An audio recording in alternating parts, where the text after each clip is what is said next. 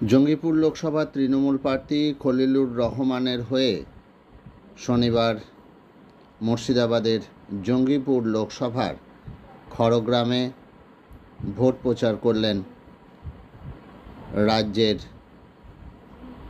পুর নগর উন্নয়ন দপ্তরের মন্ত্রী ফিরহাদ হাকিম। উপস্থিত ছিলেন জেলা তৃণমূল সভাপতি অপূর্ব সরকার, তৃণমূল প্রার্থী খলিলুর রহমান, এলাকার বিধায়ক আশিস মার্জিত সহ বহু বিশিষ্ট ব্যক্তিবর্গ। আসুন দেখে নেওয়া যাক বিস্তারিত অল টাইম এমএসডি নিউজের পর্দায়। 6 সালে বাবা মারা যায়, খাদি পরে প্রচার করেছিলাম। তারপর থেকে 2009 সালে আমি একজন মানুষকে পেলাম বিধানসভায়, যিনি আজও আমার পারিবারিক, রাজনৈতিক, সামাজিক অভিভাবক। তার নাম ববি হাকিম। জেনে রাখুন, নিশ্চিতভাবে এই বাংলা সরকারকে এগিয়ে দেওয়ার, আপনাদের কাছে বিভিন্ন প্রকল্প পৌঁছে দেওয়ার অন্যতম কারিগর মমতা বন্দ্যোপাধ্যায়ের একদম প্রথম থেকে সঙ্গী। মার খেয়েছে, গুলি খেয়েছে, জেল কেটেছে, সিপিএম এর অত্যাচারে অত্যাচারিত হয়ে আজও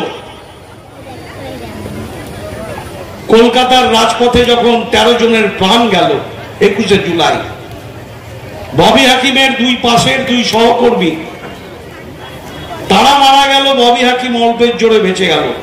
মমতা বন্দ্যোপাধ্যায় মার খেয়ে রাস্তায় পড়ে থাকলো। উপরওয়ালার দোয়া আশীর্বাদ আজকে এই বাংলাকে এগিয়েছে। অভিষেক বন্দ্যোপাধ্যায়ের নেতৃত্বে অধিকারের লড়াই চলছে। একবার বলেছিল अच्छे दिन आने वाले, अच्छे दिन आने वाले, हर अकाउंट में 15 लाख जाएगा, 15 পয়সা কোন অ্যাকাউন্টে এসে কিছু মাল ফাল পেয়েছেন। তারপর বললো 2 करोड़ बेकार का नौकरी होगा। আসল হলো আদানি আম্বানি, যার কাছে মোদি বেচে দেবে পুরো ভারতকে। মোহাম্মদ সেলিমের সাথে অধীর চৌধুরী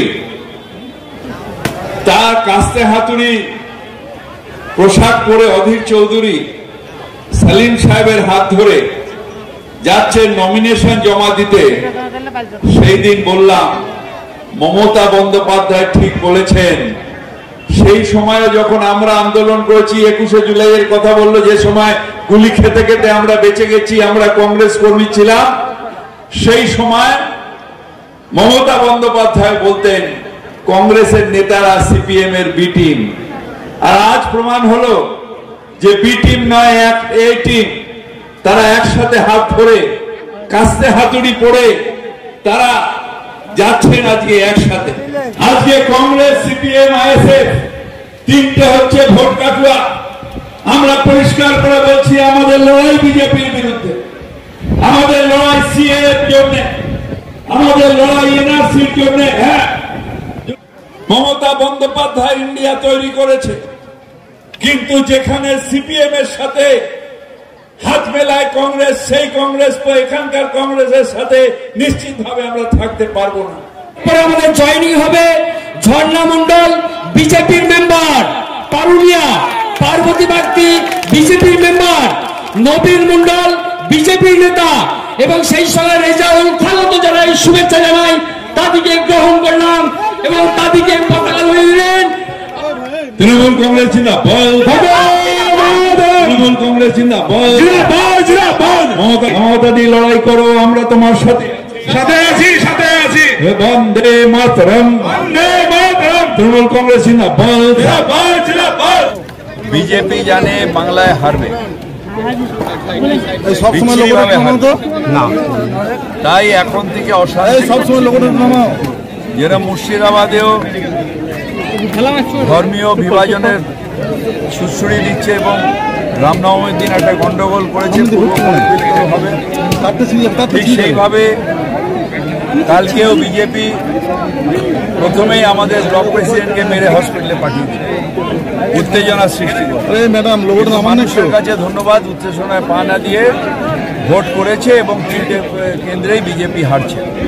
2 বছর করোনার সময় সস্ত্রীক তিনি দিল্লিতে ছিলেন, 5 বছর তাকে দেখা যায়নি। হয় দিল্লি কলকাতা বহরমপুরের মানুষের পাশে সাংসদ হিসেবে দাঁড়ানোর কথা ছিল, দাঁড়ায়নি। তাই সাংসদ হিসেবে বহরমপুরের মানুষ তাকে প্রত্যাখ্যান করতে চাইছে। তাই সেই যে ইমোশন যারা করছে, তারা একসময় অধীর চৌধুরীর সাথে কাজ করতেন, তারাই এসে বলছেন অধীর হাটাও, তাদের ব্ল্যাক ফ্ল্যাগ দেখাচ্ছে, প্রোটেস্ট করছে। তার কারণ অধীর চৌধুরী বিপদের সময় দাঁড়াননি। এটা আমার মনে হয় যে অধীর চৌধুরী এখন আর মুর্শিদাবাদে কোনো ফ্যাক্টর না, বহরমপুরে কোনো ফ্যাক্টর না।